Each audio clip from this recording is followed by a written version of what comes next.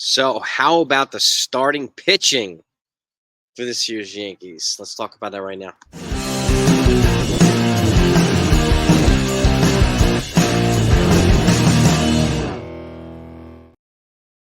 Again, good morning. Hope you're doing well. So, yesterday I gave my 2024 stat predictions for the Yankees offense, starters and non starters. Today I'm going to give you my stat predictions for the starting rotation, the starting pitchers. The next video I'll do the bullpen. Okay, I want to give these guys their individual recognition, and I want to give the bullpen their individual recognition as well. So, rather than lumping them all together. So, are you ready? Make sure, by the way, if you're not, that you're subscribed to this channel, that you don't want to miss anything. You're going to get spring training. Everybody, pitchers and catchers report next week, next Wednesday. So, we're 5 days away from reporting. So, and there's still a lot of guys that haven't been signed. So, there's going to be a lot more activity. So, I thank you for it, by the way. If you enjoy the content, hit the like button, too. It does mean the world, and I appreciate you. So, first up, let's get to our ace, Gerrit Cole. Coming off a Cy Young Award in 2023, an absolutely remarkable Bulldog. And I'm going to, what I'm going to do is I'm going to point this out. The Yankees offense is so much more robust and balanced than it was last year. It's going to put the pitchers, starters, and relievers in a position to be more stat driven this year, meaning they'll get stats. Last year Cole could have probably had 20 wins instead of 15 because either the offense didn't leave with a 2-1 deficit. The offense never picked him up, or the bullpen will blow one of his leads. I think it's going to be a little bit more stat driven this year because the offense is going to put them in a better position to win more games. So I do have Cole going 17-9 this year. It is a beefed up league, but that's still a pretty robust season in my opinion. 3.04 ERA, 188 innings pitched, and 219 strikeouts. Okay, and next up, Carlos Rodon. Let me point something out too. While I appreciate people's points, about wanting Corbin Burns and being willing to trade Spencer Jones for him, I get it. Okay, they want to have that guy that could be the 1B and so on and so forth. But the simple fact was, they were asking for the Yankees 1 and 3 prospects. The guys that the Orioles gave up were blocked in their positions, so it was easier for them to be moved.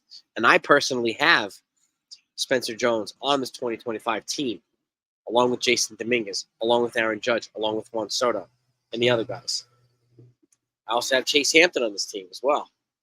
So, along with Gerrit Cole and Will Warren, so the rest of the guys too. So that's, while I appreciate people's points, I disagree respectfully. I would not have given up those guys for Corbin Burns. And then had he walked away, even if they won the World Series, I don't care.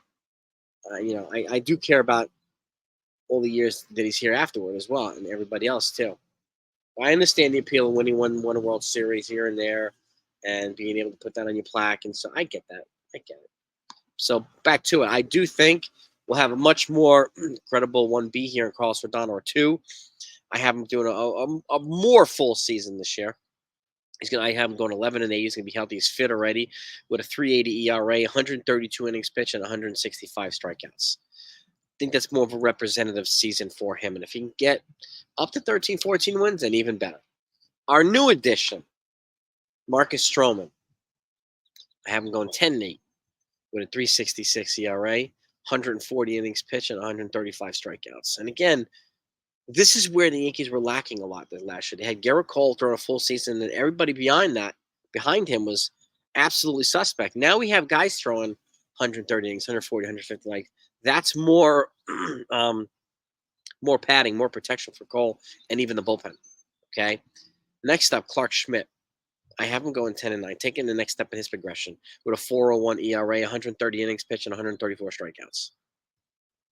Okay. I have him being the 4 in this rotation. With the 5, potentially, Nestor Cortez. I've got him going 9-7 with a 3.71 ERA, 111 innings pitched, and 114 strikeouts. And again, the reason why I don't have his stats, his innings pitched very high and his record very high in terms of numbers, is because they have also brought in Luke Weaver, who's going to add not only protection for Schmidt and Cortez, but he's also going to add for protection for what's potentially after him. And I'll get to that too. Luke Weaver being the swingman, I have him going 7-7 with a 4.07 ERA, 110 innings pitched, and 98 strikeouts. Okay, that's something that we didn't have last year. We have 5 guys throwing 100+ innings. We didn't have that.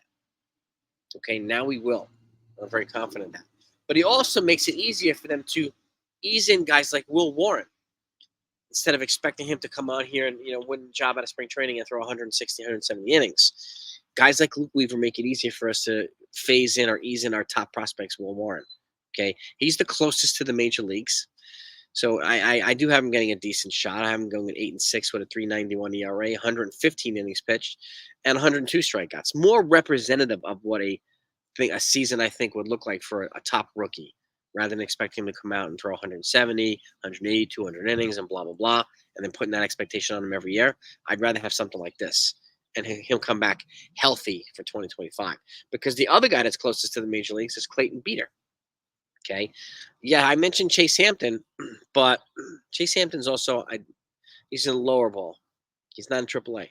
Beeter and Warren are in AAA, so they're closest, with a tenure on the tenure side than to the major leagues than Hampton is. Hampton's got a super high upside. Would I be surprised if he makes the team out of spring training? No, but my expectation would be Beeter and Will Warren at this point. But we'll see. Beeter getting the shot. I have him going 4-4 with a 4.11 ERA and 77 innings pitched and 80 strikeouts. So not a huge sample size for him or for Warren, but if we can ease some of our rookies in, just like we can hopefully ease Jason Dominguez back from Tommy John surgery. He's scheduled to start throwing in 10 to 14 days, according to Aaron Boone. His report, he announced that yesterday, which is great. Doesn't mean he's ready for games, but he's, they've already said he's projected to be here probably in July or something like that. So if that's the case, then that's the case. We can ease him back in, okay, which also allow us that. This is why having a swing man and a couple guys in long relief is so important. So we can ease in our top prospects into the rotation, not necessarily have to throw them to the wolves if we don't want to. So, but let me know what your thoughts are. What are your stat predictions for these guys? Okay, would I be surprised if Garrett Cole wins another Cy Young? No. Would it have been nice to add somebody like Yamamoto or Snell or Burns to him? Yeah, but they didn't. Okay, Yamamoto said no, wanted to go to the Dodgers. Blake Snell said no. And apparently the reporting, there was counter reporting. So the Yankees apparently offered him 6 years, 150 or 5, 125, which is $25 million per. But then John Heyman came out and said it was closer to Carlos Rodon money. So I don't know if that means 170, 180. I don't know what it is. But the fact is, they did offer that to him before they went over the Cohen threshold. So now 25 becomes 50. 30 becomes 60. And in my take is, you turned us down once for 25. There is no way I'm paying 50 for you now. You lost your chance. I know there's some people thinking he might fall into the laps and play. And if he does, he does. Personally, I wouldn't do it. I'm not paying double. He's not going to give us double production. I'm not paying double for a guy. It's not paying him double. It's paying double for him. Okay? I wouldn't do that. You had your chance, said no. Just like Yamamoto. Deuces. Both these. Corbin Burns, apparently, the Brewers maybe, I'm hearing that the Brewers might not like working with the Yankees. Now, I saw a report yesterday that Pedro Martinez, when he was with the Expos, he asked 3 times to be traded to the Yankees. But the Expos ownership did not like George Steinbrenner. So this goes into the point that I make sometimes. Not everybody wants to sign with the Yankees. Not everybody wants to be traded to the Yankees. Not everybody wants to help the Yankees when it comes to other teams and GMs and so on and so forth. So this is a reality that people don't seem to want to acknowledge, but it is. Okay? So, but it is what it is. And we get what we get. We have, fortified the starting rotation. We have fortified the bullpen, which I will talk about tomorrow. And I'm looking forward to getting your feedback on that. But load up the comments on this one. Have a great day, everybody. Peace and love, and I'll talk to y'all next time.